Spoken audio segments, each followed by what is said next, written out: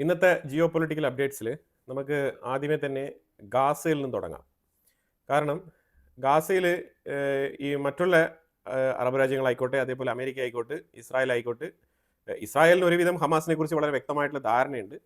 അമേരിക്കയ്ക്ക് എങ്ങനെയെങ്കിലും ഈ ഒരു സമാധാന കരാർ എങ്ങനെയും നടപ്പിലാക്കി ഈ ഗാസയുടെ യുദ്ധം അവസാനിപ്പിക്കണം. അപ്പോൾ അതിന് ധൃതിപ്പെട്ടുകൊണ്ടുള്ള നീക്കങ്ങളാണ് മുന്നോട്ട് അവർ നോക്കിയിരിക്കുന്നത്. പക്ഷേ ഇവിടെ ഹമാസ് എന്ന് പറഞ്ഞ ആ ഒരു ബോഡി അവർ കുറേ നിർദ്ദേശങ്ങളൊക്കെ വെക്കുന്നുണ്ട്. പക്ഷെ അതിനെ ഒരു രീതിയിലും വകവെക്കുന്നില്ല, മുഖവിലേക്ക് എടുക്കുന്നില്ല. അമേരിക്ക എടുക്കുന്നില്ല, അമേരിക്കയുടെ സ്റ്റേറ്റ് സെക്രട്ടറി മാർക്കോ റൂബിയോ അതിനെ ചെവിക്കൊള്ളുന്നില്ല.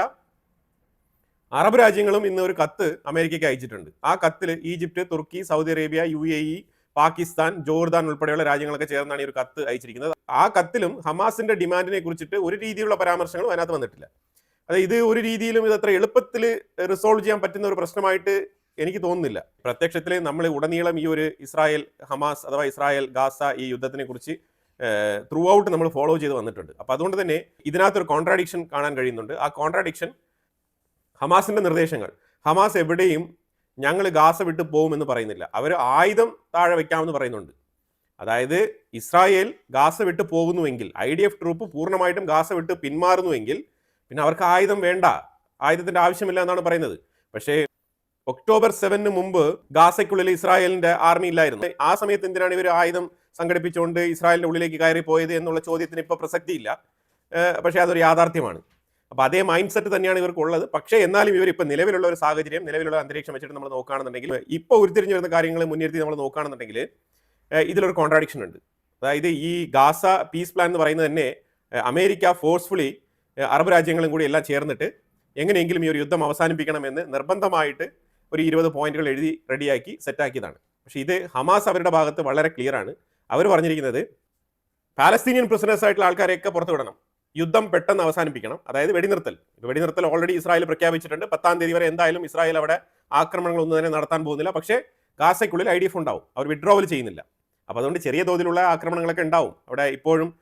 ഇപ്പോഴും ശരിക്കും ഗാസയ്ക്കുള്ളിൽ നിന്നും വാർത്തകൾ വരുന്നത് ചെറിയ തോതിൽ ആക്രമണങ്ങൾ അവിടെ ഇവിടെയൊക്കെ ആയിട്ട് നടക്കുന്നുണ്ടെന്നുള്ളത് തന്നെയാണ്. അത് പൂർണ്ണമായിട്ടും നിർത്തിയിട്ടില്ല.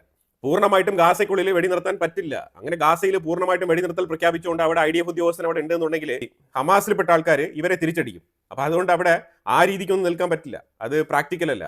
അപ്പോൾ അതുകൊണ്ട് ഇപ്പോഴും ഗാസയിൽ യുദ്ധം തുടരുന്നു എന്ന് തന്നെയാണ് നമുക്ക് മനസ്സിലാക്കാൻ പറ്റുന്നത്. പിന്നെ ഈ പുറം ലോകത്തേക്ക് വേണ്ടിയിട്ടാണ് ജസ്റ്റ് ഓപ്പൺ ആയിട്ടൊരു സ്റ്റേറ്റ്മെന്റ് വിട്ടിരിക്കുന്നത്. അതായത് എയർ സ്ട്രൈക്കുകൾ പോലത്തെ വലിയ മാസീവായിട്ടുള്ള ആക്രമണങ്ങൾ ഇസ്രായേൽ നടത്തുന്നില്ല, അത്രയേ ഉള്ളൂ. ഗ്രൗണ്ട് ഓപ്പറേഷൻ അവിടെ ഉണ്ട്. ഇനി ഹമാസ് പറഞ്ഞിരിക്കുന്ന വിഷയം എന്ന് പറഞ്ഞാൽ ഈ PLO, പാലസ്തീനിയൻ ലിബറേഷൻ ഓർഗനൈസേഷൻ അഥവാ ഈ പാലസ്തീനിയൻ അതോറിറ്റി എന്ന് പറഞ്ഞ മെഹ്മൂദ് അബ്ബാസ് നയിക്കുന്ന ഈ പാലസ്തീനിയൻ അതോറിറ്റിയെ ഗാസ ഭരിക്കാൻ അനുവദിക്കണം. ഈ PLA അഥവാ PLO, ഈ പഴയ PLO, പാലസ്തീനിയൻ ലിബറേഷൻ ഓർഗനൈസേഷൻ, ഈ ഓർഗനൈസേഷനെ ഉൾപ്പെടുത്തിക്കൊണ്ട് വേണം ഗാസയ്ക്കുള്ളിൽ ഈ ഭരിക്കുന്ന ടീമുകൾ, ഗാസയ്ക്കുള്ളിൽ ആരാണോ റൂൾ ചെയ്യാൻ വരുന്ന ഒരു റൂളിംഗ് കമ്മിറ്റി, അതിൽ PLAയെ ഉൾപ്പെടുത്തണമെന്നാണ് പറയുന്നത്. PLA ഉൾപ്പെടുത്തുക എന്ന് പറഞ്ഞാൽ ഹമാസിനെ ഉൾപ്പെടുത്തുന്നതിന് തുല്യമാണ്. PLAയിലുള്ള PLO, PA അതോറിറ്റി, ഇതിലൊക്കെ ഉള്ള പലരും ഹമാസിൽ മെമ്പേഴ്സാണ്. ഇവരെല്ലാം പ്രത്യക്ഷത്തിൽ ഒരേ ആശയത്തിലുള്ള ആൾക്കാരാണ്. അപ്പോൾ അതുകൊണ്ട് PLO ആയാലും ശരി, PLA ആയാലും ശരി, ഹമാസ് ആയാലും ശരി, ഇവരെല്ലാം സെയിം വ്യക്തികളാണ്. അപ്പോൾ അവർ അങ്ങോട്ടും ഇങ്ങോട്ടും മാറിയും തിരിഞ്ഞ് നിൽക്കുന്നതേ ഉള്ളൂ. അപ്പോൾ അതുകൊണ്ട് ഇതിന് യാതൊരു പ്രസക്തിയില്ല. ഹമാസ് പറഞ്ഞിരിക്കുന്നത് ശരിക്കും പാലസ്തീനിയൻ ലിബറേഷൻ ഓർഗനൈസേഷൻ എന്നുള്ളത് പുനഃസ്ഥാപിച്ചുകൊണ്ട് അവർക്ക് വേണം ഗാസയെ ഭരിക്കാനുള്ള പെർമിഷൻ കൊടുക്കാൻ. അതായത് ദ പീപ്പിൾ ഓഫ് ഗാസ, അവർക്കാണ് അവരെ റൂൾ ചെയ്യാനുള്ള കപ്പാസിറ്റി എന്നാണ് ഹമാസ് പറയുന്നത്. എന്നാൽ ഹമാസ് 2006 മുതൽ 2025 വരെ ഒരു ഇലക്ഷൻ പോലും അവിടെ കണ്ടക്ട് ചെയ്തിട്ടില്ല. പിന്നെ എങ്ങനെയാണ് ഇവർക്ക് ഗാസയിലെ ജനങ്ങൾ ഗാസയെ ഭരിക്കണമെന്ന് പറയാനുള്ള ഒരു അവകാശം വരുന്നത് എന്ന് എനിക്ക് മനസ്സിലാകുന്നില്ല. പക്ഷേ ഇങ്ങനെയാണ് അവർ പറഞ്ഞു വെക്കുന്നത്. എൻറ്റയർലി പുറമേ ഇരുന്ന ഒരാൾ ഭരിക്കാൻ പോകുമ്പോഴത്തേക്കും തീർച്ചയായിട്ടും ഈ രീതിയിലുള്ള ക്ലെയിം എല്ലാം വരും. അതുപോലെ തന്നെ ഹമാസ് വളരെ വ്യക്തമായിട്ട് പറഞ്ഞിട്ടുണ്ട്, സ്പെസിഫിക് ആയിട്ട് പേരെടുത്ത് തന്നെ പറഞ്ഞിട്ടുണ്ട്, ടോണി ബ്ലെയറിനെ ഗാസയുടെ ഗവർണറായിട്ടോ അല്ലെങ്കിൽ ഗാസയെ ഭരിക്കാൻ വേണ്ടിയിട്ടോ അനുവദിക്കില്ല. അവിടെ ഈ ഫുഡ് വിതരണം ചെയ്യുന്ന, എയ്ഡ് സപ്ലൈ ചെയ്യുന്ന GHF സംഘടനയുണ്ടല്ലോ, ഗാസ ഹ്യൂമാനിറ്റേറിയൻ ഫൗണ്ടേഷൻ എന്ന് പറഞ്ഞിട്ടുള്ള GHF, അത് എല്ലാം തന്നെ അമേരിക്കയിൽ ട്രംപിന്റെ റിയൽ എസ്റ്റേറ്റുമായിട്ട് ബന്ധപ്പെട്ട ആ കാര്യത്തിൽ ഇടപെടുന്ന വിഷയങ്ങൾ തന്നെയാണ്. ട്രംപിന്റെ real estate riviera plan, Trump ഹോസ്പിറ്റാലിറ്റിയുടെ പദ്ധതികൾ, അതുപോലെ തന്നെ ഈ ടോണി ബ്ലെയറുമായിട്ട് ബന്ധപ്പെട്ട റെസിഡൻഷ്യൽ പദ്ധതികൾ, ഇതൊന്നും തന്നെ ഗാസയിൽ ചെയ്യരുത് എന്നാണ് ഹമാസ് പറയുന്നത്. അപ്പോൾ ഇതൊക്കെയാണ് ഹമാസിന് നെഗോഷിയേറ്റ് ചെയ്യാൻ വേണ്ടിയിട്ടുള്ള പോയിന്റുകൾ. ഇതിനൊന്നും വ്യക്തമായിട്ടുള്ള മറുപടികൾ എവിടെയും കൊടുത്തതായിട്ടോ അല്ലെങ്കിൽ അമേരിക്കൻ സൈഡിൽ നിന്നിട്ട് ഇപ്പോൾ ട്രംപ് സംസാരിക്കുമ്പോഴായിക്കോട്ടെ, ട്രംപ് ഒക്കെ വലിയ രീതിയിൽ സംസാരിക്കുന്നുണ്ട്. വീഡിയോ ഫുട്ടേജ് ഞാൻ ആഡ് ചെയ്യാം.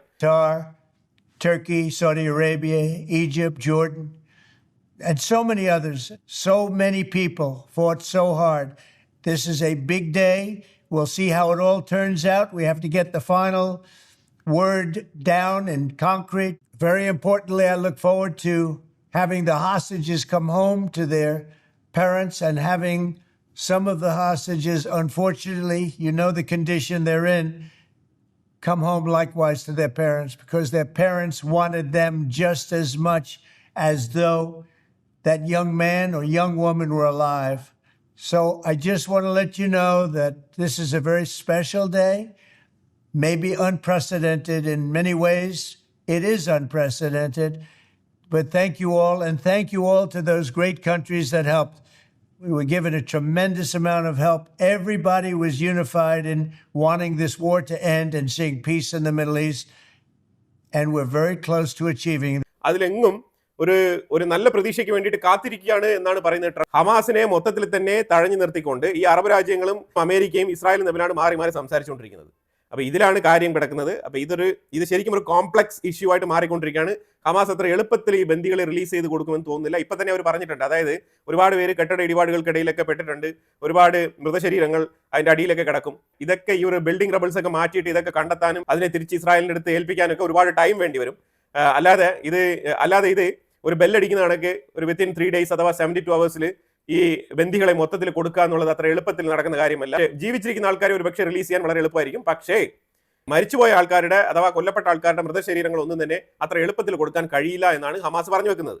അപ്പോൾ എന്തായാലും ട്രംപിന്റെ മിഡിൽ ഈസ്റ്റ് എൻവോയ്സ് അഥവാ മിഡിൽ ഈസ്റ്റ് സപ്പോർട്ട് ടീം ഇപ്പോഴും ഖത്തറുമായിട്ടൊക്കെ ബന്ധപ്പെട്ട് ഈ പീസ് ടോക്കുമായിട്ട് ബന്ധപ്പെട്ട ചർച്ചകൾ മുന്നോട്ട് കൊണ്ടുപോകുന്നു എന്നാണ് അറിയാൻ കഴിയുന്നത്. പക്ഷേ ഇതുവരെയുള്ള ലേറ്റസ്റ്റ് ആയിട്ടുള്ള അപ്ഡേറ്റ്സ് ആണ് ഞാൻ നിങ്ങൾക്ക് തന്നിരിക്കുന്നത്. ഫർദർ ഡെവലപ്മെന്റ്സ് ഈ വിഷയത്തിൽ ഉണ്ടാകുന്ന മുറയ്ക്ക് ഞാൻ അപ്ഡേറ്റ് ചെയ്യാം. അതുപോലെ തന്നെ ഈ ഫ്ലോട്ടിലായിൽ വന്ന് 497 പേരെ ഇസ്രായേൽ കസ്റ്റഡിയിൽ എടുത്തിട്ടുണ്ടായിരുന്നല്ലോ. അപ്പോൾ അതിൽ ഗ്രേറ്റ തൻബർഗ് ഉൾപ്പെടെയുള്ള ആൾക്കാരെല്ലാം ഉണ്ടായിരുന്നു. അവരെയൊക്കെ ഇന്ന് റിലീസ് ചെയ്തിട്ടുണ്ട്. അപ്പോൾ ഈ റിലീസ് ചെയ്യുന്നതിന് മുമ്പായിട്ട് ഇസ്രായേലിന്റെ ഉള്ളിൽ ഈ ഇതുപോലെ ആൾക്കാരെയൊക്കെ പിടിച്ചുകൊണ്ട് പോയി കഴിഞ്ഞാൽ ഇസ്രായേൽ ഒരു ഡെമോക്രാറ്റിക് നേഷനാണ്. അപ്പോൾ അവിടെ കോടതിയും സംവിധാനങ്ങളൊക്കെ ഉണ്ട്. അപ്പോൾ കോടതിയിൽ ഇപ്പോൾ ഇങ്ങനെ പിടിച്ചുകൊണ്ട് പോയ ആൾക്കാരെ അവരെ ഡീറ്റെയിൻ ചെയ്യുന്നതിന് മുമ്പോ അല്ലെങ്കിൽ അവരെ റിമാൻഡ് ചെയ്യുന്നതിന് മുമ്പൊക്കെ കോടതിയിൽ സബ്മിറ്റ് ചെയ്യണം. അപ്പോൾ അങ്ങനെ ഗ്രേറ്റ തൻബർഗിനെ കോടതിയിൽ സബ്മിറ്റ് ചെയ്ത സമയത്ത് അവർക്ക് ഒരു പ്രശ്നമില്ല. അതുപോലെ തന്നെ അവർ റിലീസ് ചെയ്യുന്ന സമയത്തും കോടതിയിൽ വീണ്ടും ഹാജരാക്കിയ സമയത്തും അവർക്ക് ഒരു പ്രശ്നമില്ല. പക്ഷേ ഗ്രേറ്റ തൻബർഗ് റിലീസായി പുറത്തു പോയിട്ട് മാരകമായ ആരോപണങ്ങൾ ഇസ്രായേലിന്റെ മേളിൽ ഉന്നയിക്കുകയാണ്. അതായത് ഗ്രേറ്റ തൻബർഗ് ഇപ്പോൾ പറഞ്ഞിരിക്കുന്ന സ്റ്റേറ്റ്മെന്റുകൾ എന്ന് പറഞ്ഞാൽ, അതായത് ഇസ്രായേലിൽ നിന്ന് പുറത്തു പോയിട്ടാണ് അവർ സ്റ്റേറ്റ്മെന്റ് പറയുന്നത്. അതായത് കസ്റ്റഡിയിൽ ഇരിക്കുന്ന സമയത്ത് ആരോപണങ്ങൾ പറയാൻ പറ്റില്ലല്ലോ, കാരണം അവർ വേറൊരു രാജ്യത്തിലുള്ള ആളാണ്. അപ്പോൾ അതുകൊണ്ട് തന്നെ അവർ പുറത്തു പോയിട്ട് സ്റ്റേറ്റ്മെന്റ് പറയുന്നതാണ്, സത്യസന്ധമായ കാര്യങ്ങൾ വിളിച്ചു പറയുന്നതാണ് എന്ന് മറ്റുള്ളവർക്ക് തോന്നുന്ന രീതിയിൽ അവർ കാര്യങ്ങളൊക്കെ അവതരിപ്പിക്കുന്നുണ്ട്. ഇതേ ഗ്രേറ്റ തൻബർഗിനെ കുറിച്ച് ഒരു കാര്യം കൂടി പറയാനുണ്ട്. ജർമ്മനിയിൽ ഇവര് ഇലോൺ മസ്കിനെതിരെ അവിടുത്തെ നാച്ചുറൽ റിസോഴ്സ് ഒക്കെ ഇലോൺ മസ്കിന്റെ കമ്പനികൾ നശിപ്പിക്കുന്നു എന്നൊക്കെ പറഞ്ഞിട്ട് ഇലോൺ മസ്കിന്റെ കമ്പനിക്കെതിരെ സമരവുമായിട്ട് ജർമ്മനിയിൽ പോയ ആളാണ് ഗ്രേറ്റ തൻബർഗ്. അവിടെ നിന്ന് ജർമ്മനി ഇവരെ നൈസായിട്ട് പറഞ്ഞുവിടുകയാണ് ചെയ്തത്. കാരണം അവിടുത്തെ ഇൻഡസ്ട്രിയൽ റെവല്യൂഷൻ നടക്കുന്നതൊക്കെ ഇവരുടെ ഒരു എൻവയറമെന്റൽ ടീമുകളുണ്ട്, അവരുമായിട്ട് ബന്ധപ്പെട്ട് അതിനെയൊക്കെ തടയുമെന്നുള്ള ഒരു ഭീതി ജർമ്മനിക്കുണ്ടായിരുന്നു. പലപ്പോഴും ജർമ്മനിക്കുള്ളിൽ തന്നെ കീ സ്കില്ലുള്ള എംപ്ലോയീസ് അവൈലബിൾ അല്ല. ആ രീതിയിലാണ് ജർമ്മനി മുന്നോട്ട് പോകുന്നത്. ആ സാഹചര്യത്തിലാണ് സമരവുമായിട്ട് ഇവര് ജർമ്മനിക്കുള്ളിൽ വന്ന് കുത്തിത്തിരിപ്പുണ്ടാക്കാൻ വന്നത്. അപ്പം അങ്ങനെ എല്ലാ സ്ഥലത്തും കുത്തിത്തിരിപ്പുണ്ടാക്കുക എന്നുള്ളത് ഈ ഗ്രേറ്റ തൻബർഗിന് പണ്ട് തൊട്ടേ ഉള്ളൊരു സ്വഭാവമാണ്. അപ്പോൾ ഇവർ പറഞ്ഞ ക്ലെയിം എന്ന് പറഞ്ഞാൽ, ഇസ്രായേൽ ഞങ്ങളെ പിടിച്ചുകൊണ്ട് പോയത് എൻ്റെ തലമുടിക്ക് പിടിച്ച് വലിച്ചഴച്ച് കൊണ്ടുപോയി എന്നുള്ളത് സ്റ്റേറ്റ്മെന്റ് 1. അപ്പോൾ ഇത് ഭയങ്കര റൂഡ് ആൻഡ് അറഗന്റ് ആയിട്ടുള്ള മെത്തേഡാണ് അവർ എൻ്റെ അടുത്ത് പെരുമാറിയത്. എന്നിട്ട് കുടിക്കാൻ വെള്ളം തന്നില്ല. നമ്പർ 2. പിന്നെ നമ്പർ 3, ഇവരെ പാർപ്പിച്ചിരുന്ന ഒരു മുറി, ആ മുറി ഭയങ്കര മൂട്ടകടിയായിരുന്നു എന്നാണ് അവർ പറഞ്ഞിരിക്കുന്നത്. അപ്പം ഇത്തരം അലിഗേഷൻസ് ഒക്കെ അവർ പറയുന്നുണ്ട്. പക്ഷേ ഇസ്രായേലിൽ നിന്നും പുറത്തു വരുമ്പോഴത്തേക്കും ഇവരുടെ കയ്യിലോ ഇവരുടെ മുഖത്തോ, അതായത് ഇവരെ റിലീസ് ചെയ്യുമ്പോഴത്തേക്കും ഫുൾ ബോഡി മെഡിക്കൽ ചെക്കപ്പ് ചെയ്താണ് ക്ലിയറൻസ് സർട്ടിഫിക്കറ്റുമായിട്ടാണ് ഈ 497 പ്രതികളെയും വിട്ടയച്ചത്. അത്ര മെഡിക്കൽ ചെക്കപ്പും കാര്യങ്ങളൊക്കെ കഴിഞ്ഞിട്ട്. അപ്പോൾ ഇവർക്കൊന്നും യാതൊരു വിധത്തിലുള്ള പ്രശ്നങ്ങളും ഇല്ലായിരുന്നു എന്നാണ് ഈ ഡോക്ടർ സർട്ടിഫിക്കറ്റ്, ഇസ്രായേലിലുള്ള ഡോക്ടർ സർട്ടിഫിക്കറ്റ് തെളിയിക്കുന്നത്. പക്ഷേ എന്നാൽ ഇവർ പുറത്തു പോയിട്ട് ആരോപിക്കുന്നത് എങ്ങനെയാണ്? പക്ഷേ ഇവരുടെയൊക്കെ ശരീരങ്ങൾ ഇവർക്കെല്ലാം തന്നെ വെളുത്ത സ്കിന്നാണ്. ഇവർക്ക് എവിടെയും ഒരു ശരീരത്തിൽ മൂട്ടകടി കൊണ്ടതായിട്ടുള്ള ഒരു ഡോട്ടോ ഒരു കുത്തോ മാർക്കോ ഒന്നും തന്നെ ഇല്ല. ഇവർ മൈക്ക് പിടിച്ച് സംസാരിക്കുമ്പോഴും വളരെ ക്ലിയർ സ്കിന്നായിട്ട് തന്നെയാണ് ഇവരൊക്കെ സംസാരിക്കുന്നത്. അപ്പോൾ ഇവിടെ ഒരു ചെറിയ പാട് പോലും കാണാനില്ല എന്നുള്ളതാണ് ഒരു ചെറിയ ഡൗട്ട്. എവിടെയാണ് ഈ മൂട്ടകടി സംഭവം എന്നുള്ളതൊക്കെ? മൂട്ടകടിയൊക്കെ ഉണ്ടാവും, ഇല്ല എന്നില്ല. ജയിലാവുമ്പോഴത്തേക്കും പല രീതിയിലുള്ള ബുദ്ധിമുട്ടുകളുണ്ടാവും. കാരണം 2 ആഴ്ചയ്ക്ക് മുമ്പ് നമ്മൾ ഇസ്രായേലിന്റെ കോടതിയിൽ നിന്നുള്ളൊരു വിധി വന്നിട്ടുണ്ടായിരുന്നു. അതായത് ഈ പിടിക്കുന്ന പാലസ്തീനിയൻ പ്രിസണേഴ്സ് ആയിട്ടുള്ള ആൾക്കാരെ ജയിലിൽ കൊണ്ട് പാർപ്പിക്കുമ്പോഴത്തേക്കും അവർക്ക് തക്കതായിട്ടുള്ള ഫെസിലിറ്റീസ് കൊടുക്കുന്നില്ല ഇസ്രായേൽ എന്ന് പറഞ്ഞിട്ട് ഇസ്രായേലിന്റെ ഉള്ളിലുള്ള കോടതി തന്നെ ഇസ്രായേൽ ഗവൺമെന്റിനെതിരെ വിമർശനവുമായിട്ട് വന്നിട്ടുണ്ടായിരുന്നു. അപ്പോൾ അതിനുശേഷം അവർ കുറച്ചുകൂടെ ഇവരെ കെയർഫുൾ ആയിട്ട് ട്രീറ്റ് ചെയ്യാൻ വേണ്ടിയിട്ട് ശ്രമിക്കുന്നുണ്ടായിരുന്നു. അതായത് ഈ പാലസ്തീൻ പ്രിസണേഴ്സിന്റെ കാര്യമാണ് ഞാൻ പറയുന്നത്. പാലസ്തീനിൽ നിന്നും ഇസ്രായേൽ പിടിച്ചുകൊണ്ട് പോയി ഇസ്രായേലിന്റെ ഉള്ളിൽ ജയിലിൽ പാർപ്പിക്കുന്ന ആൾക്കാരുടെ കാര്യം. അവർക്ക് വേണ്ടിയിട്ടാണ് ഇസ്രായേലിന്റെ കോടതി വിധി പറയുന്നത്. അവർക്ക് അനുകൂലമായിട്ട്, അതായത് ഈ പാലസ്തീനിയൻ പ്രിസണേഴ്സിന് അനുകൂലമായിട്ടാണ് ഇസ്രായേലിന്റെ കോടതി വിധി പറയുന്നത്. അപ്പോൾ ഈ രീതിയിലുള്ള ഒരു ഡെമോക്രസി പ്രവർത്തിക്കുന്ന രാജ്യമാണ് ഇസ്രായേൽ. അപ്പോൾ അതുകൊണ്ട് തന്നെ നമുക്ക് ഇതിനകത്ത് കുറച്ച് ഡൗട്ട് ഉണ്ട്. പക്ഷേ എന്നാലും സ്വീഡൻ ഇപ്പോൾ ഈ വിഷയത്തിൽ ഭയങ്കരമായിട്ടുള്ള പ്രതികരണമായിട്ട് വന്നിരിക്കുകയാണ്. അതുപോലെ തന്നെ ഫ്രാൻസും കൂടി വന്നിട്ടുണ്ട്. കാരണം ഫ്രാൻസിന്റെ 3 MP ഈ ഫ്ലോട്ടിലേനുണ്ടായിരുന്നു. അപ്പം 3 MP ഇസ്രായേൽ അറസ്റ്റ് ചെയ്തിട്ട് ഇപ്പം ഇന്നലെ റിലീസ് ചെയ്ത് വിട്ടതേ ഉള്ളൂ. അപ്പോൾ അതുകൊണ്ട് ഈ രീതിയിലൊക്കെ വെസ്റ്റേൺ രാജ്യങ്ങൾ കുറേ അധികം പ്രൊട്ടസ്റ്റ് നടക്കുന്നുണ്ട്. അതിൽ ഇറ്റലി നമ്പർ 1 നല്ല രീതിയിലുള്ള പ്രൊട്ടസ്റ്റ് ഇസ്രായേലിനെതിരെ നടക്കുന്നുണ്ട്. ഈ ബ്രസൽസിൽ പ്രൊട്ടസ്റ്റ് നടക്കുന്നുണ്ട്. അതുപോലെ തന്നെ യു കെയിൽ പിന്നെ നിരന്തരം പ്രൊട്ടസ്റ്റാണ്. നെതർലാൻഡിൽ ആംസ്റ്റർഡാമിൽ ഫ്രീ പാലസ്തീനുമായിട്ട് ബന്ധപ്പെട്ട ആ ഒരു സംഘടന വലിയ രീതിയിലുള്ള പ്രതിഷേധ പ്രകടനം സംഘടിപ്പിച്ചിട്ടുണ്ടായിരുന്നു. ഇതിലുപരിയായിട്ട് 1 മോർ ഫ്ലോട്ടില ടീം ഗാസയിലേക്ക് വരാൻ വേണ്ടിയിട്ട് പുതിയതായിട്ട് ചാർട്ട് ചെയ്തിട്ടുണ്ട് ബോട്ടുകൾ. ഇതിന് ആയത്തുള്ള ഖമനേയി ഇതിനെ പ്രശംസിച്ചുകൊണ്ട്, ഇതിന് കൺഗ്രാജുലേഷൻസ് പറഞ്ഞുകൊണ്ട് ട്വീറ്റ് ഇട്ടിട്ടുണ്ട്. അതായത് ഈ സെക്കൻഡ് ഫ്ലോട്ടില ടീമിന് എൻ്റെ അഭിനന്ദനങ്ങൾ എന്നൊക്കെ പറഞ്ഞ് കാര്യങ്ങളൊക്കെ വൃത്തിയായിട്ട് എഴുതിയിട്ടിട്ടുണ്ട്. ഇതിൽ നിന്നും മനസ്സിലാക്കാൻ പറ്റുന്നത് വേറൊന്നുമല്ല, ഇതൊരു ചെയിൻ ഓഫ് ഈവന്റ് ആണ്. ഇതിന് നല്ല രീതിയിലുള്ള ഫണ്ടിങ് സിസ്റ്റം ഉണ്ട്. ഇത് ഇസ്രായേൽ വളരെ കൃത്യമായിട്ട് കഴിഞ്ഞ ആഴ്ച വാർത്ത പുറത്തുവിട്ടതുപോലെ തന്നെ ഈ ബ്രദർഹുഡ് ടീമുകളുടെ സപ്പോർട്ട് ഇതിന്റെ പുറകിൽ നല്ല രീതിയിലുണ്ട്. നല്ല ഫണ്ട് ഇറക്കി കളിക്കുന്നുണ്ട്. അല്ലെങ്കിൽ കാലിയായിട്ട് ഇങ്ങനെ ബോട്ടുകൾ അവിടെ നിന്ന് ഇത്രയും ദൂരം ഇങ്ങനെ സഞ്ചരിച്ച് വരാൻ കഴിയില്ല. രണ്ടാമത്തെ വിഷയം, ഈ വരുന്ന ബോട്ടുകളിലൊന്നും ആർക്കും കൊടുക്കാൻ ഈ വരുന്ന ബോട്ടുകളിലെല്ലാം ഇപ്പം 40 ബോട്ടുകളൊന്നും 40 ബോട്ടുകളിലും ഈ ബോട്ടുകളിൽ യാത്ര ചെയ്ത് വന്നവർക്ക് വേണ്ടി കുടിക്കാൻ വേണ്ടിയിട്ടുള്ള വെള്ളവും അവർക്ക് കഴിക്കാൻ വേണ്ടിയിട്ടുള്ള ചില സാമഗ്രികളൊക്കെ വെച്ചിട്ടുണ്ടെന്നുള്ളതിലുപരിയായിട്ട് ഈ ഗാസ ജനങ്ങൾക്ക് കൊടുക്കാൻ വേണ്ടിയിട്ടുള്ള ഒരു എയ്ഡും ഇവർ കൊണ്ടുവരുന്നില്ല. പിന്നെ എന്തിനു വേണ്ടിയിട്ടാണ് ഇവർ ഗാസയ്ക്ക് വരുന്നത്? അതാണ് ഇസ്രായേലിന്റെ ചോദ്യം. ഇവിടെ എന്തിനു വേണ്ടിയിട്ടാണ് വരുന്നത്? അതായത് സോളിഡാരിറ്റി, അതിനു വേണ്ടിയിട്ടാണ് വരുന്നത്. ഈ പലപ്പോഴും ഈ ആക്ടിവിസ്റ്റുകൾ, അതുപോലെ തന്നെ പല കോസിന് വേണ്ടിയിട്ട് നിലനിൽക്കുന്ന ആൾക്കാർ, ഫോർ എക്സാമ്പിൾ ഗ്രേറ്റ തൻബർഗ്, അവർ ക്ലൈമറ്റ് ചേഞ്ചിന് വേണ്ടിയിട്ട് നിലനിൽക്കുന്ന ആളാണ്. ബംഗ്ലാദേശിലെ യൂനസ് നിങ്ങൾ നോക്കൂ, അയാളൊരു എക്കണോമിസ്റ്റ് എന്നുള്ള നിലയിലുള്ള ആളാണ്. ഇങ്ങനെ പല മേഖലകളിൽ പ്രവർത്തിക്കുന്ന ഇന്റലക്ച്വൽസ് പല സാഹചര്യങ്ങളിൽ വൺ സൈഡ് ചേർന്ന് പോകുന്നതായിട്ട് നമുക്ക് മനസ്സിലാക്കാൻ പറ്റുന്നുണ്ട്. അവർക്ക് പല രീതിയിലും അവർക്ക് പലപ്പോഴും ജസ്റ്റിഫൈ ചെയ്തുള്ള ഒരു തീരുമാനം എടുക്കാൻ കഴിയുന്നില്ല. അതാണ് ഇവിടുത്തെ പ്രശ്നം. അങ്ങനെ ഇറ്റലിയിൽ മാത്രം 20 ലക്ഷം പേരാണ് പ്രൊട്ടസ്റ്റിൽ പങ്കെടുത്തത്. ജോർജിയയിൽ ഒരു പ്രൊട്ടസ്റ്റ് നടന്നായിരുന്നു. ജോർജിയയിൽ നടക്കുന്ന പ്രൊട്ടസ്റ്റ് പാലസ്തീൻ അനുകൂലിച്ചല്ല. ജോർജിയയിൽ നടക്കുന്ന പ്രൊട്ടസ്റ്റ് മറിച്ച് ജോർജിയയിലുള്ള ഇന്റർണൽ വിഷയങ്ങൾക്ക് അവരുടെ ഗവൺമെന്റിനെതിരെ നടത്തുന്ന പ്രൊട്ടസ്റ്റാണ് പൊതുജനങ്ങൾ. സിറിയയിൽ ഇലക്ഷൻ നടക്കുന്നുണ്ട്. ഈ ഇലക്ഷന്റെ ഒരു ഫോർമാലിറ്റിയെ കുറിച്ച് ഞാൻ ഇതിന് മുമ്പ് തന്നെ ഒരു വീഡിയോയിൽ ലോങ് ടൈം ബാക്ക് ഞാൻ 1 മാസങ്ങൾക്ക് മുമ്പ് അപ്ഡേറ്റ് ചെയ്തിട്ടുണ്ട്. 210 സീറ്റിന് വേണ്ടിയിട്ടാണ് ഇലക്ഷൻ. അതിനകത്ത് 140 സീറ്റ്, അതിനകത്ത് സീറ്റ് അൽഷാറ തന്നെ സെലക്ട് ചെയ്യും. അൽഷാറ എന്ന് പറഞ്ഞ HTS നേതാവ് തന്നെ ഡയറക്ടറായിട്ട് സെലക്ട് ചെയ്യും. പിന്നെ 140 സീറ്റുകൾ ഈ സുപ്രീം കൗൺസിൽ എന്ന് പറഞ്ഞൊരു കൗൺസിൽ വെച്ചിട്ടുണ്ട്, അവരാണ് സെലക്ട് ചെയ്യുക. ഈ സുപ്രീം കൗൺസിൽ എന്ന് പറഞ്ഞൊരു കൗൺസിൽ ഉണ്ട്, ആ കൗൺസിലാണ് സെലക്ട് ചെയ്യുന്നത്. ഈ സുപ്രീം കൗൺസിലിൽ എത്ര മെമ്പർ ഉണ്ടെന്ന് പറഞ്ഞാൽ 6000 മെമ്പേഴ്സ് ഉണ്ട്. ഈ 6000 പേരെയും തെരഞ്ഞെടുത്തത് ഇതേ അഹമ്മദ് അൽഷാറ തന്നെയാണ്. അപ്പോൾ തീർച്ചയായിട്ടും അഹമ്മദ് അൽഷാറയ്ക്ക് അനുകൂലമായിട്ടുള്ള വ്യക്തികളായിരിക്കും അവർ തെരഞ്ഞെടുക്കുക. ഇനി ഈ 140 പേരെയും ഈ 6000 പേരാണ് സെലക്ട് ചെയ്യുന്നത്. ഈ 6000 പേരിന്റെ ഉള്ളിൽ നിന്ന് തന്നെയായിരിക്കും ഈ 140 പേരെ സെലക്ട് ചെയ്യുന്നത്. അപ്പോൾ ഈ 140 പേരെ സെലക്ട് ചെയ്ത് കഴിഞ്ഞാൽ അതിന് അപ്രൂവൽ കൊടുക്കുന്നത് ഈ സുപ്രീം കൗൺസിലാണ്. പിന്നെ ഇതെവിടെ എന്ത് ഇലക്ഷനാണ്? അപ്പോൾ അതുകൊണ്ട് ഇലക്ഷൻ എന്ന് പറയുന്നത് ജസ്റ്റ് ഒരു പേര് മാത്രമാണ്. അപ്പോൾ എന്തുകൊണ്ടാണ് നിങ്ങൾ പബ്ലിക് പോളിംഗ് തേടാത്തത് എന്നുള്ള ചോദ്യത്തിന് അഹമ്മദ് അൽഷാറ ഉത്തരം പറഞ്ഞിരിക്കുന്നത്, ഞങ്ങളുടെ രാജ്യത്ത് ഞങ്ങൾ ഇതുവരെ സെൻസസ് നടപ്പാക്കിയിട്ടില്ല. രാജ്യത്തിനുള്ളിൽ തന്നെ ഈ HTS ഭരണകൂടത്തിന് കീഴിൽ എത്ര പോപ്പുലേഷൻ ഉണ്ട് എന്നതിനെക്കുറിച്ച് യാതൊരു വ്യക്തതയും ഇല്ല. അപ്പോൾ അതുകൊണ്ട് സെൻസസ് ഒക്കെ നടന്ന് വൃത്തിയായിട്ട് കാര്യങ്ങളൊക്കെ മുന്നോട്ട് നീക്കുന്നത് വരെ പൊതുജനങ്ങളുടെ മധ്യേ ഒരു വോട്ടിംഗ് നടത്താൻ ഞങ്ങൾ തീരുമാനിക്കുന്നില്ല. അതുകൊണ്ടാണ് ഞങ്ങൾ ഒരു പാനൽ രൂപീകരിച്ച്, ആ പാനൽ എക്സിക്യൂട്ടീവ് പാനൽ എന്നുള്ള നിലയിൽ ഒരു സുപ്രീം കൗൺസിൽ രൂപീകരിച്ച് ആ സുപ്രീം കൗൺസിൽ ത്രൂ ഞങ്ങൾ ഇലക്ഷൻ നടപ്പാക്കുന്നത് എന്നാണ് അഹമ്മദ് അൽഷാറ പറഞ്ഞു വെച്ചിരിക്കുന്നത്. പിന്നെ ഇതിൽ കൂടുതൽ നമുക്ക് ഇതിനകത്ത് ഒന്നും തന്നെ പറയാനില്ല. പിന്നെ അതിന് ഇലക്ഷൻ വിളിക്കേണ്ട യാതൊരു കാര്യമില്ല. ഇലക്ഷൻ അല്ല അവിടെ നടക്കുന്നത്. ഇത് പ്യൂർ ഡിക്റ്റേറ്റർഷിപ്പാണ്. ഞാനിവിടെ ഒരു മാപ്പ് കാണിക്കുന്നുണ്ട്, വെസ്റ്റ് ബാങ്കിന്റെ മാപ്പാണ്. ഇവിടെ 6 സ്ഥലങ്ങളിൽ ഇസ്രായേൽ കഴിഞ്ഞ സെപ്റ്റംബർ 28 മുതൽ ഒക്ടോബർ 4 വരെ ഈ 6 സ്പോട്ടുകളിൽ കൃത്യമായിട്ടുള്ള ആക്രമണങ്ങൾ ഇസ്രായേൽ വെസ്റ്റ് ബാങ്കിന്റെ ഉള്ളിൽ നടത്തിയിട്ടുണ്ട്. ഇതിൽ പരമാവധി സ്ഥലങ്ങൾ ഓൾറെഡി തന്നെ ഇസ്രായേലിനോട് അനക്സ് ചെയ്ത് കഴിഞ്ഞു എന്നാണ് മനസ്സിലാക്കാൻ പറ്റുന്നത്. വളരെ തുച്ഛമായ സ്ഥലമാണ് ഈ പാലസ്തീൻ എന്ന് പറഞ്ഞ പേരിലുള്ളത്. അപ്പോൾ അതുകൊണ്ട് തന്നെ ഇപ്പോൾ ഇതിനകത്ത് പാലസ്തീനിയൻ സ്റ്റേറ്റ് എന്ന് പറയത്തക്ക രീതിയിൽ ഒന്നുമില്ല.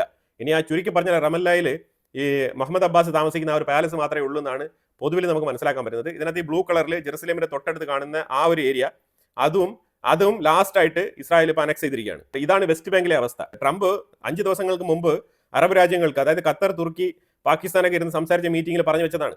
അതായത് വെസ്റ്റ് ബാങ്ക് അനക്സേഷൻ ഞാനുള്ളപ്പോൾ നടക്കില്ല എന്നുള്ള രീതിയിൽ പറഞ്ഞു വെച്ചതാണ്. എന്നിട്ടും ഇവിടെ എന്ത് നടക്കുന്നു എന്ന് പോലും ട്രംപിന് അറിവുണ്ടോ ഇല്ലയോ എന്നുള്ളത് എനിക്കറിയത്തില്ല. പക്ഷേ അനക്സേഷൻ വളരെ തകൃതിയായിട്ട് മുന്നോട്ട് പോവുകയാണ്.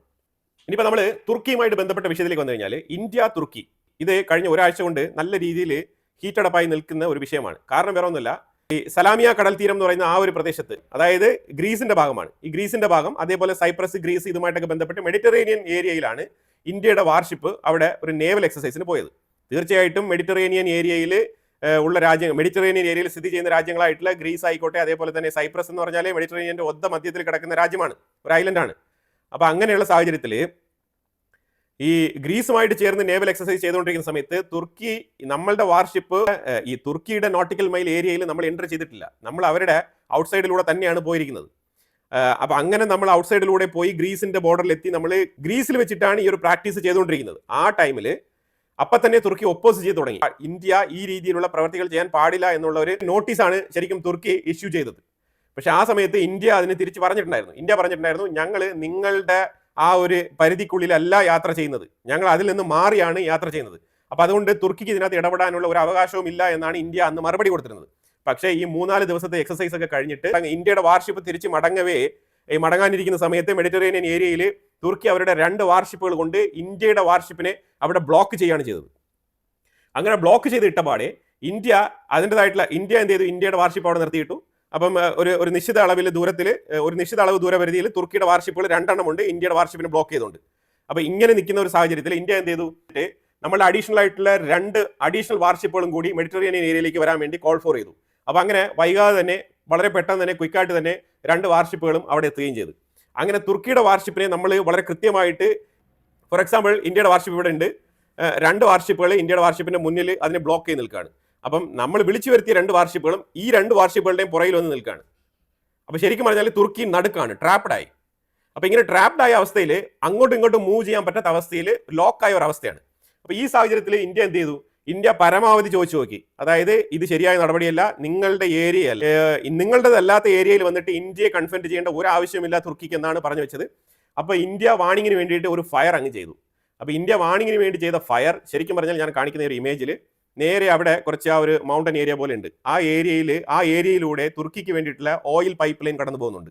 അപ്പോൾ ഈ ഓയിൽ ആൻഡ് ഗ്യാസ് പൈപ്പ് ലൈനിൽ പോയിട്ട് ഇന്ത്യ ഫയർ ചെയ്തത് കൃത്യമായിട്ട് ആ ഒരു ഓയിൽ പൈപ്പ് ലൈനിൽ കൊണ്ട് ആ oil and gas pipeline പൊട്ടി. ഇപ്പോൾ ഈ oil and gas pipeline പൊട്ടിയോ ഇല്ലയോ, ഇന്ത്യ ആക്രമണം നടത്തിയോ എന്നതിനെക്കുറിച്ച് കൃത്യമായിട്ടുള്ള വിവരങ്ങളൊന്നും പുറത്തു വന്നിട്ടില്ല. പക്ഷേ ഇതിനെക്കുറിച്ച് ഒഫീഷ്യലായിട്ട് ഇന്ത്യയുടെ സൈഡിൽ നിന്നോ അതേപോലെ തുർക്കിയുടെ സൈഡിൽ നിന്നോ ഒരു കൺഫർമേഷൻ ഇതുവരെ കിട്ടിയിട്ടില്ല. അപ്പോൾ അതുകൊണ്ട് ഇതിനെക്കുറിച്ചുള്ള കൺഫേംഡ് ആയിട്ടുള്ള വാർത്ത ഞാൻ മനസ്സിലാക്കിയിട്ട് അറിയിക്കാം. ഓയിൽ ആൻഡ് ഗ്യാസ് തടസ്സപ്പെട്ടു എന്നുള്ളത് തുർക്കിക്ക് ഒരു എക്കോണമിക് ലോസ് ആണ്, അത് സാമ്പത്തികമായിട്ട് ഉണ്ടാകുന്ന ഒരു നഷ്ടമാണ്. ഇന്ത്യ ഫയർ ചെയ്തല്ലോ, ആ ഫയർ ചെയ്തത് തുർക്കിക്ക് ഒരു ഹ്യൂമിലിയേഷനാണ്. തുർക്കിക്ക് ഹ്യൂമിലിയേഷൻ വരാനുള്ള കാരണം എന്ന് പറഞ്ഞാൽ തുർക്കിയാണ് ആദ്യമായിട്ട് ഇന്ത്യയെ ഈ ഒരു പ്രശ്നത്തിലേക്ക് വലിച്ചഴച്ചത്. ഇന്ത്യ ഒരു ദിവസമായി, 2 ദിവസമായി, 3 ദിവസമായി വെയിറ്റ് ചെയ്ത് നിൽക്കുന്ന സാഹചര്യത്തിൽ പൊറുതി മുട്ടിയിട്ടാണ് ഇന്ത്യ ഒരെണ്ണം വെച്ച് അങ്ങ് കൊടുത്തത്. അതായത് ഇത് പഴയ ഇന്ത്യയല്ല, ഇത് പണ്ടത്തെ പോലത്തെ ഇന്ത്യയല്ല, ഇന്ത്യ ഡിഫൻസ് മോഡിലുള്ള ഇന്ത്യയല്ല, ഇന്ത്യ ഒഫൻസ് മോഡിലുള്ള ഇന്ത്യയാണ്. ഇന്ത്യയെക്കുറിച്ചുള്ള ഒരു തിരിച്ചറിവ് തുർക്കിക്ക് വന്ന ഒരു ദിവസമാണത്. ഇത് തുർക്കിക്ക് മാത്രമല്ല, എൻ്റയർ ലോകത്തിന് തന്നെ ഇന്ത്യ കൊടുക്കുന്ന ഒരു മെസ്സേജാണ്. അതായത് ഇത് പഴയ ഇന്ത്യയല്ല, നോക്കി നിൽക്കാൻ, അടിക്കേണ്ട സ്ഥലത്ത് കൃത്യമായിട്ട് അടിച്ചിരിക്കും എന്നുള്ളതിന്റെ ഒരു മെസ്സേജും കൂടിയാണ്. ഇപ്പൊ ഇതിനകത്ത് എന്താണ് സംഭവം, തുർക്കി നാറ്റോ രാജ്യങ്ങളുമായിട്ട് ബന്ധപ്പെട്ട സംഘടനയിലുള്ള രാജ്യമാണ്. ഒരു നാറ്റോ രാജ്യം മിണ്ടിയില്ല, ഒറ്റ നാറ്റോ രാജ്യം പോലും മിണ്ടിയില്ല, ഒറ്റ ഒരുത്തൻ വാതുറന്നില്ല. ഇപ്പൊ ശരിക്കും പറഞ്ഞാൽ തുർക്കി ഹ്യൂമിലിയേറ്റഡ് ഐസോലേറ്റഡ്, അതാണ് അവസ്ഥ. ഇപ്പോഴും സ്ഥിതി അതേ അവസ്ഥയിൽ തന്നെയാണ് തുടരുന്നത്. കാരണം തുർക്കിക്ക് പിന്നോട്ട് പോകാൻ വയ്യ, കാരണം അപമാനപ്പെട്ടിരിക്കുകയാണ്. അപ്പൊ ഇതിനൊരു സൊല്യൂഷൻ ഡിപ്ലോമാറ്റിക്കലി കാണണമെങ്കിൽ കാണണം, അല്ലാന്നുണ്ടെങ്കിൽ ഇതിന് 2 ഓപ്ഷനാണ്. ഒന്ന് ഡിപ്ലോമാറ്റിക്കലി, ഇല്ലാന്നുണ്ടെങ്കിൽ തുർക്കിയുടെ വാർഷിപ്പിനെ അടിച്ച് തകർത്ത് മുക്കി കളഞ്ഞിട്ട് വരിക. ഈ 2 ഓപ്ഷനാണ് ഉള്ളത്. പക്ഷേ ഡിപ്ലോമാറ്റിക്കലി അമിക്കബിളി റിസോൾവ് ചെയ്യാൻ വേണ്ടിയിട്ടാണ് ശ്രമിക്കുന്നത്. UAE-യുമായിട്ട് ഇന്ത്യ ഈ ഒരു വിഷയവുമായിട്ട് ബന്ധപ്പെട്ട് ചെറിയ ചർച്ചകൾ നടത്തുന്നുണ്ട്. അപ്പോൾ അത് ഏതെങ്കിലും ഇതേനെ ഫലം കാണുമെന്നുള്ളത് അറിയത്തില്ല. ഡിപ്ലോമാറ്റിക്കലി അമിക്കബിളി റിസോൾവ് ചെയ്യാൻ വേണ്ടിയാണ്. കാരണം തുർക്കി ഇപ്പം അടിവേടിച്ചിട്ടിരിക്കുകയാണ്. അപ്പോൾ അവർ ഒരു രീതിയിലും താന്നു തരുന്ന ഒരു മട്ട് കാണുന്നില്ല. അപ്പോൾ അതുകൊണ്ട് ഇന്ത്യ ശരിക്കും പറഞ്ഞാൽ ഡോമിനേറ്റഡ് ആയി തന്നെയാണ് നിൽക്കുന്നത്, പവർഫുൾ ആയിട്ട് തന്നെയാണ് നിൽക്കുന്നത്. കാരണം ഇന്ത്യ ഒരുപാട് രാജ്യങ്ങൾക്ക് ആയുധം സപ്ലൈ ചെയ്യുന്നുണ്ട്. നമ്മൾ ഇനി ഒരു സ്ഥലത്തും പോയിട്ട് അടി മേടിച്ചുകൊണ്ട് വരാനൊന്നും പറ്റത്തില്ല. നമ്മൾ വളരെ വ്യക്തമായിട്ട് തിരിച്ചടിക്കണം, ശക്തമായിട്ട് തിരിച്ചടിക്കണം. എന്നാൽ മാത്രമേ നമ്മളുടെ ഡിഫൻസ് മേഖല, ഡിഫൻസ് ഇൻഡസ്ട്രി, നമ്മൾ ഉദ്ദേശിക്കുന്ന തരത്തിലുള്ള ഡിഫൻസ് എക്സ്പോർട്ട്, ഇതെല്ലാം ചെയ്തുകൊണ്ട് നമുക്ക് മുന്നോട്ട് വരാൻ പറ്റുള്ളൂ. അല്ലാന്നുണ്ടെങ്കിൽ ഒരു ഡെവലപ്ഡ് രാജ്യമായിട്ട് ഒരിക്കലും നമുക്ക് വരാൻ പറ്റില്ല. അപ്പോൾ അതുകൊണ്ട് അടിക്കണം എന്ന് പറഞ്ഞാൽ അടിക്കുക. കാരണം നമ്മളല്ല തെറ്റ് ചെയ്തത്. നമ്മൾ പോകുന്ന വഴിയിൽ വന്നിട്ട് തടഞ്ഞു നിന്നിട്ട് നിന്നെ വിടില്ല എന്ന് പറഞ്ഞു കഴിഞ്ഞാൽ പിന്നെ അടിക്കുക തന്നെ ഉള്ളൂ മാർഗം. വേറെ എന്ത് മാർഗം? ഒറ്റ മാർഗമേ ഉള്ളൂ. ആ ഒറ്റ മാർഗം, അതും ഒരു പ്രിയാംപ്റ്റീവ് സ്ട്രൈക്ക് എന്നുള്ള നിലയിലാണ് ചെയ്തത്. ഈ ഒരു ടെൻഷൻ ഇപ്പോൾ മെഡിറ്ററേനിയൻ ഏരിയയിലുണ്ട്. ഇത് കൂടാതെ ഇന്ത്യ അഡീഷണൽ ആയിട്ട് 2 വാർഷിപ്പുകളും കൂടി വിളിച്ചു വരുത്തിയിട്ടുണ്ട്. അപ്പോൾ അതായത് റെഡ് സീയുടെ ഭാഗത്തുനിന്നും മെഡിറ്ററേനിയൻ സൈഡിന്റെ ഭാഗത്തുനിന്നും ശരിക്കും തുർക്കിയെ വളഞ്ഞിരിക്കുകയാണ്. മെഡിറ്ററേനിയൻ ഭാഗത്തുനിന്നും ബ്ലാക്ക് സീയുടെ ഭാഗത്തു നിന്നും 2 ഏരിയയിലും ഇന്ത്യയുടെ വാർഷിപ്പുകൾ കൃത്യമായിട്ട് തുർക്കിയെ സറൗണ്ട് ചെയ്ത് നിൽക്കുകയാണ്. അതാണ് ഇപ്പോഴത്തെ സാഹചര്യം. ഏതെങ്കിലും ഒരു രീതിയിൽ തുർക്കി എന്തെങ്കിലുമൊക്കെ ചെറിയ സൂചനകളോ അല്ലെങ്കിൽ എന്തെങ്കിലും ആക്രമണ സ്വഭാവം കാണിച്ചു കഴിഞ്ഞാൽ 2 സൈഡിൽ നിന്നും തുരുതരാ പൊട്ടിക്കും. അതിന് വേണ്ടിയിട്ടാണ് റെഡി ആയിരിക്കുന്നത്. ഇതാണ് തുർക്കിയും ഇന്ത്യയും തമ്മിൽ ഇപ്പം നിലവിൽ ഉണ്ടായിരിക്കുന്ന ഒരു ടെൻഷൻ.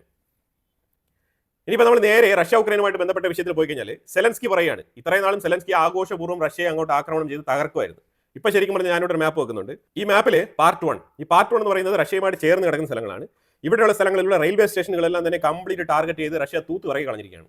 അതുപോലെ തന്നെ ഇപ്പുറത്ത് നമ്പർ 2 നിങ്ങൾ നോക്കി കഴിഞ്ഞാൽ ലിവ്, ഈ ലിവ് എന്ന് പറഞ്ഞ ഏരിയ ശരിക്കും പോളണ്ടിൽ നിന്നും 60 കിലോമീറ്റർ ഉക്രൈൻ്റെ ഉള്ളിലേക്ക് കിടക്കുന്ന സ്ഥലമാണ് ലിവ്. ഈ ലിവിന്റെ ഭാഗത്ത് കുറച്ച് മേളിലോട്ട് കയറി ശരിക്കും പറഞ്ഞാൽ അവിടെയുള്ള കുറേ സ്ഥലങ്ങൾ, അവിടുത്തെ റെയിൽവേ സ്റ്റേഷൻ, പവർ സ്റ്റേഷൻ, ഇതെല്ലാം തന്നെ റഷ്യ തച്ച് താർത്ത് കളഞ്ഞിരിക്കുകയാണ്. ആ രീതിയിലുള്ള വളരെ അഗ്രസീവ് ആയിട്ടുള്ള ആക്രമണങ്ങളാണ് റഷ്യ ഇന്നലെ അഴിച്ചുവിട്ടത്. അപ്പോൾ ഇപ്പം സെലൻസ്കി കരച്ചിലൊക്കെ തുടങ്ങിയിട്ടുണ്ട്. പക്ഷേ ഇപ്പൊ സെലൻസ്കി പറഞ്ഞുകൊണ്ടിരിക്കുന്നത് റഷ്യ ഇങ്ങനെ തന്നെയാണ് അഗ്രസീവായിട്ട് പെരുമാറും, അവർ തീവ്രവാദികളാണ് എന്നുള്ള നിലയിലുള്ള സ്റ്റേറ്റ്മെന്റുകൾ പറയും. അതേസമയം ഇപ്പം നിലവിൽ പറഞ്ഞിരിക്കുന്നത് ഇത് ഉക്രൈന്റെ തോൽവിയല്ല, ലോകം പരാജയപ്പെട്ടുകൊണ്ടിരിക്കുന്നതാണ് ഇപ്പം സെലൻസ്കി പറയുന്നത്. കാരണം ഇതിപ്പോൾ ഉക്രൈന്റെ മാത്രം യുദ്ധമല്ല, ലോകത്തിന്റെ മൊത്തത്തിലുള്ള യുദ്ധമാണെന്നാണ് പറയുന്നത്. അപ്പോൾ അതുകൊണ്ട് ലോകം പരാജയപ്പെടുന്നു എന്നുള്ളതാണ് ഇപ്പം സെലൻസ്കിയുടെ വാദം. പോളണ്ടിനെതിരെ ഒരു ആരോപണം ഉന്നയിച്ചിട്ടുണ്ട്. അതായത് പോളണ്ട് ശരിക്കും പറഞ്ഞാൽ ഫൈറ്റർ ജെറ്റുകളും എയർ ഡിഫൻസ് സിസ്റ്റം എല്ലാം റെഡിയാക്കി നിർത്തിയിരിക്കുകയാണ് പോളണ്ടിന്റെ ബോർഡറിൽ. അതായത് പോളണ്ടിന്റെ ബോർഡർ കടന്ന് റഷ്യയുടെ ഏതെങ്കിലും രീതിയിൽ ഒരു ഡ്രോണോ, ഒരു ആയുധമോ, ഒരു മിസൈലോ, ഒരു ഫൈറ്റർ ജെറ്റോ വന്നു കഴിഞ്ഞാൽ പോളണ്ട് അടിച്ച് വീഴ്ത്തും എന്നാണ് പറഞ്ഞിരിക്കുന്നത്. പക്ഷെ അതേസമയം ഉക്രൈന് ഘോര സപ്പോർട്ട് കൊടുക്കുന്ന പോളണ്ട്, ഇതേപോലത്തെ രാജ്യങ്ങളുണ്ടല്ലോ, യൂറോപ്പ്, നാറ്റോ രാജ്യങ്ങൾ, ഈ രാജ്യങ്ങൾ എന്തുകൊണ്ട് ജസ്റ്റ് പോളണ്ടിന്റെ പരിധിയിൽ നിന്നും 60 കിലോമീറ്റർ ഉള്ളിലേക്ക് കിടക്കുന്നതാണ് ലിവ് നഗരം, അത് ഉക്രൈന്റെ നഗരമാണ്.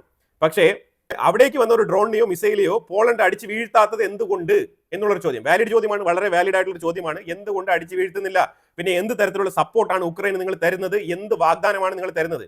ഈ രീതിയിലുള്ള ഇരട്ടത്താപ്പ് നയങ്ങളാണോ നിങ്ങളുടേത് എന്നുള്ളതാണ് സെലൻസ്കിയുടെ ചോദ്യം. എന്നാൽ ഇപ്പോഴെങ്കിലും പോളണ്ടിനെതിരെ ഇങ്ങനെ ഒരു ചോദ്യം ചോദിക്കാൻ സെലൻസ്കിക്ക് തോന്നിയല്ലോ, വളരെ നന്നായി. സെലൻസ്കി യൂറോപ്യൻസിനെ കബളിപ്പിക്കുകയും തിരിച്ച് യൂറോപ്യൻസ് സെലൻസ്കിയെ കബളിപ്പിക്കുകയും ചെയ്യുന്ന ഒരു സാഹചര്യമാണ് ഇപ്പം നിലനിൽക്കുന്നത്. കാരണം അതുകൊണ്ടാണല്ലോ നല്ല രീതിയിൽ എണ്ണയും കാര്യങ്ങളൊക്കെ വാങ്ങി ഉപയോഗിച്ചുകൊണ്ടിരിക്കുന്നത് റഷ്യയുടെ നിന്ന്, എന്നിട്ട് യുദ്ധം തകൃതിയായിട്ട് മുന്നോട്ട് നടക്കുകയും ചെയ്യുന്നു.